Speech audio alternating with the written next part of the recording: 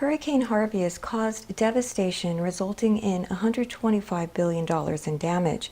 Thousands of people are sitting in shelters, and as of today, 39 have died. In my quest to find out what made the storm so destructive, I came across several theories on the internet. Number one, God. Some are saying Hurricane Harvey was an act of God. I'm assuming they mean Typhon, the storm giant in Greek mythology, or his sons, who are the spirits of the storms and winds. Or perhaps the Indian goddess Kali, the goddess of destruction. 2. Gay people. Several evangelical pastors are blaming the storm on homosexuals, because apparently gay people have the power to control the weather. Gays have also been blamed for hurricanes Matthew, Katrina, Isaac, Sandy, and the list goes on.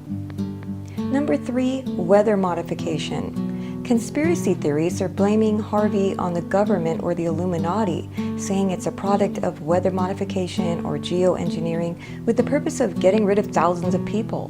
While weather modification is the act of intentionally manipulating or altering the weather, and many countries currently do this, it's usually intended to reduce the power of a storm or direct storms away from populated areas to prevent damage, not the other way around.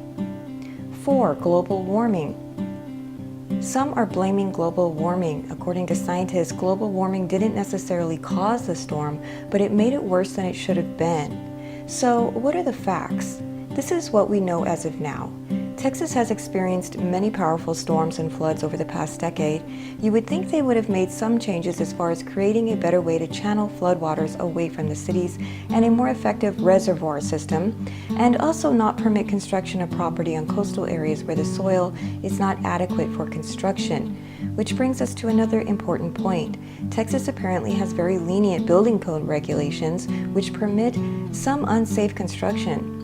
If anything, they need stricter building codes since they're in a flood and hurricane zone. Perhaps some of the damage would have been prevented if the state had a better water reservoir system and tighter building regulations.